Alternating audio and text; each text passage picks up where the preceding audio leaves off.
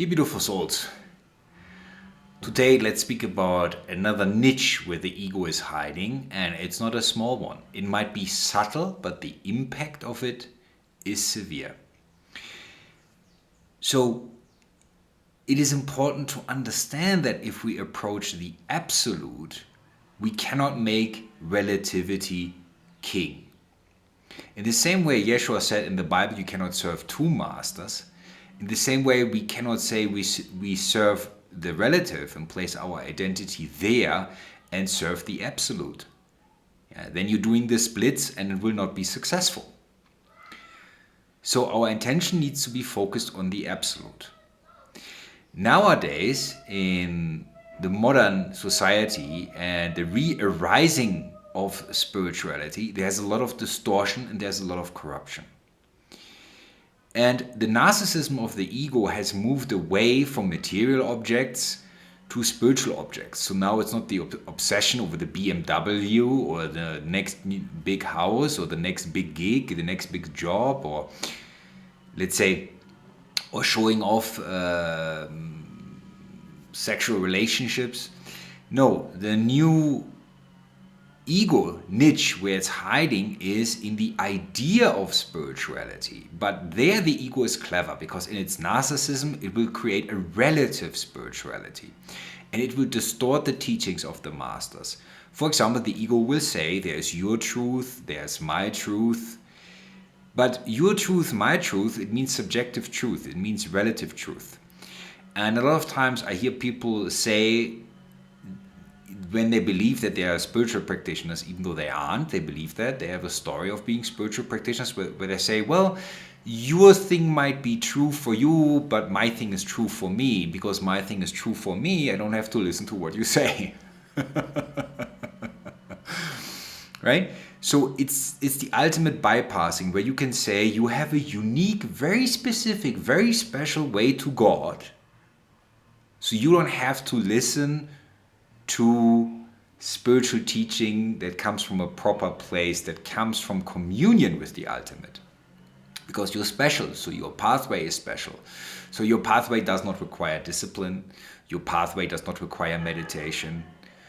Yeah, because your pathway only requires what you deem enjoyable, what makes your spiritual ego bigger, what protects you from actually putting in the miles, so to speak. Yeah, on the road to God. So the idea of a relative truth is very dangerous, because it's not a subjective truth that is ultimately real, but it is the absolute. And of course, great teachers have said, well, there are many ways to God, but the ego, every time it hears such a teaching, what it does, it distorts it into something less and says, well, okay, so there's my way to God that isn't really a way to God, but it's my way of avoiding God. But I have a story of approaching God because that's fancy now, that's trendy. And I tell everybody the story of how I am approaching God, and that their old school methods are not for me, because their old school methods are too rough, take too much effort, are not developed enough for my subjective perspective. But every time we say my truth, we are actually in direct attack of the highest truth, the one truth, the absolute truth. Yeah, because they cannot coexist. Your subjective truth has to die in practice in order to touch the absolute. Therefore, it is important to understand that even though there are many pathways to God, there is only God's way. Now that's a tricky one. What do I mean by that? So for example, all of you meet circumstances that God has designed for you to get closer to the divine. However, when you meet these circumstances, then you create a story of specialness to avoid these particular circumstances that are designed for you. So if you, for example, get in touch with a particular tradition. Let's say you get in touch with Tibetan Buddhism, or you get in touch with Hinduism, or you get in touch with Zen Buddhism, or you get in touch with Sufi mysticism, or you get in touch with proper Gnostic teachers. A lot of times you get what your soul needs, but the ego will be in denial of and say, oh, I won't make a commitment here, I won't practice that because I have a better way, I have a more evolved way, I have a way that is more effortless, but it's actually bypassing. So understand, for example, if suddenly in your life, let's say there's a Tibetan teacher and you run into him and you feel an inner pull, but the ego is terrified, and suddenly you say, no, I stay in my Christian lane, or I stay in my Muslim lane, or I stay in my New Age lane, or whatever that lane is supposed to be.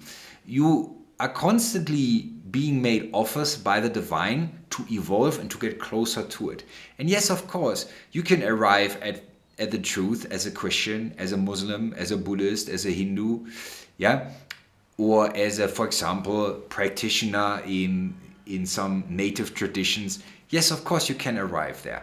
However, watch where you are avoiding right now. Where are you creating a story that you have a subjective, special, personal way to truth that allows you to skip the practice that is being offered to you right now?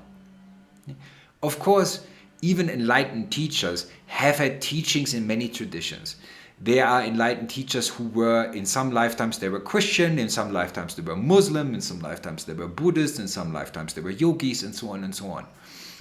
So enlightened souls have memory of being part of many traditions.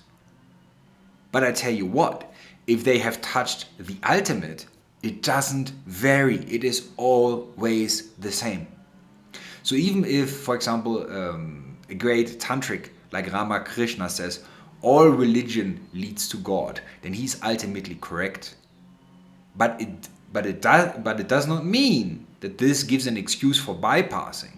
Because, for example, if you walk through India right now and you're pulled in a certain temple and you can feel the magnetism of your soul pulling you there to a specific teacher, and then you say, no, I'd rather sit in that church, or the other way around, you're a Hindu, but you suddenly visit Europe, and for some reason you want to sit in that particular chapel, but then your ego intervenes and says, I'm not going to sit there, and I'm not going to speak to this Franciscan priest or whatever.